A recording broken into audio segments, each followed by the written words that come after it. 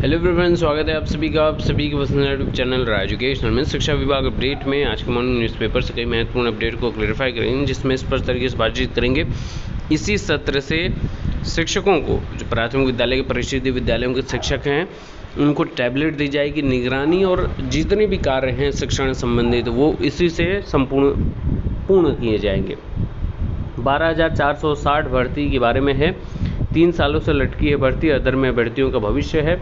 इसमें भी जो रिमेनिंग पद है, रिक्त पद है, उनके लिए काउंसलिंग जो अरेंज कराई गई थी उस पर बातचीत करेंगे। 69,000 शिक्षक भर्ती। सबसे इम्पोर्टेंट बात कि 1.5 महीने में भी अभी तक रिक्त पदों पर भर्ती ऑर्गेनाइज नहीं की जा चुकी है, और इसके पीछे विभाग की क्या लापरवाही है या क्या क्या कार्य आ रहे हैं जिसकी वजह से ये संपादित होने में प्रॉब्लम हो रही है या लेट लतीफ़ी हो रही है, इस पर बातचीत करेंगे।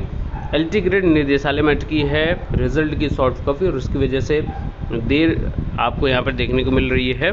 और सबसे महत्वपूर्ण बात शिक्षा विभाग के लिए, यूपी के लिए, कि पीजीआई जो रैंकिंग थी आपकी, जिसमें गत 2 वर्षों से यूपी गर्त से शीर्ष की तरफ अग्रसर है, और उसमें जो कल इंडेक्स जारी हुआ है उस रैंकिंग में यूपी पहले ग्रुप में शामिल हो चुका है। जी हाँ, अन्य राज्यों के साथ पहले ग्रुप में शामिल हो चुका है, मतलब अपनी रैंकिंग में सुधार करते हुए आज यहाँ पर है। और क्या क्या रैंकिंग है, कितने पॉइंट है, इस पर बातचीत करेंगे। चलिए वीडियो शुरू करते हैं। बात इसी अपडेट से स्टार्ट करते हैं। स्कूली शिक्षा में यूपी अव्वल राज्यों में शामिल है, और स्कूली शिक्षा के क्षेत्र में यूपी का प्रदर्शन सुधरा है। यूपी ने परफॉर्मेंस ग्रेडिंग इंडेक्स, जिसको पीजीआई के नाम से जानते हैं, में 2 पायदान की छलांग लगाई है। 2018-19 की बात करें तो इसमें ग्रेड 3 पर रहने वाले यूपी अब ग्रेड 1 में अन्य 7 राज्यों के साथ खड़ा हुआ है। यह सुधार सीखने सिखाने से लेकर प्रशासनिक कार्यों तक में हुआ है, और जिस प्रकार से लगातार ऑनलाइन सारी चीज़ें संपादित की जा रही हैं, और मेन फोकस जो सबसे ज़्यादा हुआ है वो है बेसिक शिक्षा विभाग के ऊपर सबसे ज़्यादा फोकस किया गया है, स्कूली शिक्षा के ऊपर सबसे ज़्यादा फोकस किया गया है। और ये सिर्फ और सिर्फ मुख्यमंत्री और महानिदेशक स्कूली शिक्षा विजय किरण आनंद जी द्वारा लगातार बेसिक शिक्षा पर सबसे ज़्यादा फोकस किया गया है, और इसमें क्रांतिकारी परिवर्तन का मौका उनके पास भी था और शिक्षकों के पास भी था, जिसमें काफ़ी ज़्यादा सुधार हुआ है। अगर मैं कहूँ कि आप ब्लॉक स्तर से जिले स्तर से लगातार जितने भी अफसर हैं, और उसके बाद शिक्षकों में कई ग्रुप, एसआरजी ग्रुप बनाया गया, एआरपी ग्रुप बनाया गया, एसकेजी ग्रुप बनाया गया, मतलब कई आपके कह सकते हैं कंपोजिशन वहाँ पर दिखाए गए, ताकि स्कूली शिक्षा जो है सबसे ज़्यादा सुधर सके। और उसी की वजह से आज अन्य 7 राज्यों के साथ ग्रेड 1 पर यूपी आ चुका है। यह सुधार सीखने सिखाने के प्रशासनिक कार्यों में हुआ है। ग्रेड 1+ व 1++ में 12 राज्य हैं। केंद्र सरकार ने रविवार को परफॉर्मेंस ग्रेडिंग इंडेक्स 2019-20 जारी किया। अगर मैं पिछले रिकॉर्ड की बात करूं यूपी की, तो वर्ष 2017-18 में यूपी 5वें ग्रेड पे था, और 18-19 यानी 1 साल बाद ग्रेड 3 पर आया था, यानी 2 ग्रेडों की सुधार हुई थी, और इस बार फिर से वहीं छलांग लगाया है, ग्रेड 1 पर आया है। 550 से 1000 के अंकों पर राज्यों की ग्रेडिंग हुई है, और 10 ग्रेडिंग पॉइंट का सुधार हुआ है। प्रदेश का स्कोर जो पिछली बार 1000 में से 708 था, जो वो तीसरे पायदान पर था, इस बार 804, यानी कि लगभग 100 अंकों का इजाफा, आपको 10% का इजाफा हुआ है।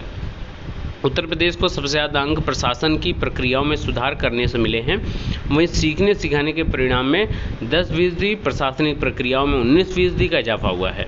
तो ये कहीं ना कहीं बहुत अच्छी बात है। पीजीआई क्या है, इसमें 70 मानकों के एक सेट के तहत राज्यों एवं केंद्र शासित प्रदेशों को ग्रेडिंग की जाती है। इसका मकसद राज्यों एवं केंद्र शासित प्रदेशों को शिक्षा क्षेत्र में वांछित परिणाम प्राप्त करने के लिए प्रेरित करना है। पीजीआई की शुरुआत प्रधानमंत्री नरेंद्र मोदी द्वारा स्कूली शिक्षा में बदलाव के उद्देश्य से हुई है, और इसमें आंकड़े, शगुन, नेशनल असेसमेंट सर्वे, एमडीएम पोर्टल, यूडैस पोर्टल आदि के लिए से लिए जाते हैं। तो कहीं ना कहीं एक अच्छी खबर है उत्तर प्रदेश के लिए। दूसरी अपडेट की बात करें तो निदेशालय में अटकी है रिजल्ट की सॉफ्ट कॉपी। एलटी ग्रेड शिक्षक भर्ती में फंसी नियुक्ति, 2500 चयनितों को काउंसलिंग शुरू होने का इंतजार है, और ये लेट लतीफ़ी सिर्फ और सिर्फ हिंदी और सामाजिक विषय के अभ्यर्थियों के साथ ही आपको देखने को मिल रही होगी। क्योंकि इसी रिज़ल्ट को एसटीएफ की जांच में रोका गया था और उसके बाद भी इसमें लेट लतीफ़ी देखने को मिली है। एलडी ग्रेड शिक्षक भर्ती के तहत 2 सबसे प्रमुख विषय और सबसे ज़्यादा इसी में आपके सीटें भी खाली हैं विषयों में सामाजिक विज्ञान और हिंदी के चयनित अभ्यर्थियों के लिए नियुक्ति का इंतजार लंबा होता जा रहा है। इन्हीं 2 विषयों में पदों की संख्या सर्वाधिक थी और इन विषयों के तकरीबन 2500 अभ्यर्थियों को रिजल्ट एवं नियुक्ति के लिए सबसे देर तक इंतजार करना पड़ा। बाकी विषयों के अभ्यर्थियों की काउंसलिंग हो चुकी है और उन्हें नियुक्ति पत्र भी मिल चुका है। अभ्यर्थियों के रिजल्ट की सॉफ्ट कॉपी जो है माध्यमिक शिक्षा निदेशालय प्रयागराज में लटकी हुई है और अभ्यर्थियों का कहना है कि काउंसलिंग शीघ्र शुरू नहीं हुई तो 8 जून को निदेशालय में धरना प्रदर्शन करेंगे। तो 11 बजे से निदेशालय में धरना प्रदर्शन है इसके लिए। और अगर आप इच्छुक हैं और आप इसके अंतर्गत सम्मिलित हैं तो ज़रूर अभ्यर्थियों का सहयोग प्रदान करिए, ये आपके लिए है। और जिसमें लेट लतीफ़ी ना हो, नए सत्र संभवतः जुलाई से आप सभी अपने विद्यालयों में तैनात हो, ऐसे मेरी कामना है। तो अपनी एकजुटता को जरूर प्रदर्शित करिए। वहीं बात करें 69,000 शिक्षक भर्ती के अलावा जो प्राथमिक में नियुक्ति के लिए भटक रहे हैं 5,948 अभ्यर्थी, वहीं है आपका परिषदीय प्राथमिक विद्यालय में शिक्षकों के 12,460 पदों पर भर्ती की प्रक्रिया 5 साल बाद भी पूरी नहीं हो सकी है। आधे अभ्यर्थियों को तो नियुक्ति पत्र भी मिल गया है, लेकिन बाकी आधे अभ्यर्थी नियुक्ति के लिए भटक रहे हैं। अभ्यर्थियों ने धरना प्रदर्शन सोशल मीडिया के माध्यम से सरकार तक अपनी बात पहुंचाने की कोशिश की, लेकिन उन्हें अनसुना कर दिया गया। 5 साल बाद भी पूरी नहीं हो सकी 12,460 पदों पर शिक्षकों की भर्ती। और ये इम्पोर्टेंट बात इसलिए मैं बता रहा हूँ, 69,000 भर्ती के भर्तियों को इससे सबक लेनी चाहिए कि आप सभी अपनी बात को लगातार प्रदर्शित करिए। ट्विटर एक टूल की तरह यूज़ करिए। जहाँ पर भी आपको शिक्षा मंत्री, मुख्यमंत्री या संबंधित विभाग के मंत्री मिले, आप उनको टैग कर सारी चीज़ें ऑफिशियल उनके वेबसाइट को टैग करिए। वहाँ पर आप सारी चीज़ें अपडेट करिए कि इसको भी लेट लतीफ़ी के अंतर्गत ना रखा जाए। सबसे इम्पोर्टेंट बात है कि भर्तियाँ ऐसे ही आपके 69,000 शिक्षक भर्ती में लगभग इतने पद हैं, 5,000 से ज़्यादा पद हैं यहाँ पर भी, और इनको भी लगभग 1.5 महीने हो गए हैं। और यही अपडेट यहाँ पर आप देख सकते हैं कि विशेष शिक्षा विभाग की 69,000 शिक्षक भर्ती के 2 चरणों की प्रक्रिया पूरी होने के बाद भी 5,000 से अधिक पद रिक्त हैं। इसके अलावा एसटी श्रेणी की 1133 पद खाली हैं। 5,000 से अधिक रिक्त आपके ओवरऑल हैं और 1133 अलग, यानी कि लगभग 6,000 से ज़्यादा पद जो हैं वो आपके लिए मोटे मोटे तौर पर भरने की जो यहाँ पर प्रक्रिया है। अब 1.5 महीने हो गए हैं, लेकिन 5,000 से अधिक पद और ये 1133 पद को भरा नहीं जा रहा है। इसमें लेट लतीफ़ी का अभ्यर्थियों का कहना है कि कोरोना काल में आर्थिक की जो उनकी तंगी है वो काफ़ी दैनी हो चुकी है। सरकार से मांग करते हुए कि रिक्त पदों को शीघ्र भरा जाए।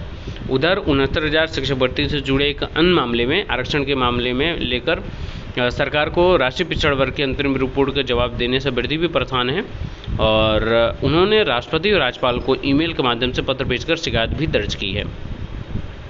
अब सबसे इम्पोर्टेंट बात ये है कि इसके लिए सरकार की और विभाग की कितनी तीव्र गति से काम कर रहे हैं, क्योंकि आप सभी देख रहे होंगे कई जिलों में एफिडेविट जब वेतन निर्गत करने का काम किया जा रहा है 31 और 36,000 का 69,000 भर्ती के सापेक्ष, तो कई जिले में तो एक साथ एफिडेविट के जरिए वेतन निर्गत कर दिया जा रहा है। 700, 1000, 1400, 1500 जितने भी अभ्यर्थी हैं, नवनियुक्त अध्यापक हैं, लेकिन कई जिलों में सत्यापनों उपरांत 100, 50, 90, 110, 120, 150 ऐसे करके निकाले जा रहे हैं।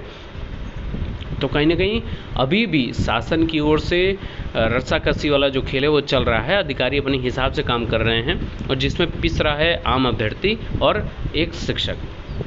देखिए, सोशल मीडिया को आप एक टूल की तरह यूज़ कर सकते हैं, जिसका उदाहरण लगातार आपको मिलता रहता है। उसमें से एक है डीएलएड 3rd सेमेस्टर को प्रमोट करने के लिए अभियान लगातार जारी है अभ्यर्थियों का। डीएलएड संयुक्त प्रशिक्षण मोर्चा ने डीएलएड 2019 बैच 3rd सेमेस्टर को प्रमोट करने की मांग को लेकर शनिवार को ट्विटर पर अभियान चला, जिसमें 2.5 लाख से भी अधिक ट्वीट हुए हैं और इन्होंने बताया कि 4 महीने बीत चुके हैं 3rd सेमेस्टर को लेकर और अब इनको प्रमोट करने के अलावा दूसरा कोई चारा नहीं है, क्योंकि आने वाले समय में नया सेमेस्टर शुरू होगा और नई भर्तियों की गुंजाइश अभी देखने को भी नहीं मिल रही। तो कहीं ना कहीं इनके प्रमोट की बात जो है अपने आप में सही है और इस पर जरूर से मंथन होना चाहिए। और अपनी पीजीआई रैंकिंग को और सुधार के लिए परिषदीय विद्यालय इसी सत्र में मिलेगा टैबलेट। शासन ने बेसिक शिक्षा विभाग को शिक्षकों की सूची अपडेट करने को कहा है। बेसिक शिक्षा परिषद की ओर से संचालित गोरखपुर से न्यूज़ है कि जिले के 2504 परिषदीय विद्यालयों को इसी सत्र में टैबलेट की सौगात मिलने वाली है। इसे लेकर शासन ने बेसिक शिक्षा अधिकारियों से उनके जिले में मौजूद विद्यालयों पर कार्यरत शिक्षकों की सूची तलब की है। आने वाले दिनों में टैबलेट का इस्तेमाल न सिर्फ बच्चों की ई लर्निंग बल्कि शिक्षकों की बायोमेट्रिक प्रणाली से उपस्थिति दर्ज कराने के लिए भी की जाएगी। महानिदेशक स्कूल शिक्षा के निर्देश पर प्रथम चरण में इसका परीक्षण चल रहा है और इसके लिए लखनऊ के 15 विद्यालय पहले ही चयनित किए जा चुके हैं। धीरे धीरे प्रदेश के अन्य जनपदों में परीक्षण कर इसका वितरण सुनिश्चित किया जाएगा।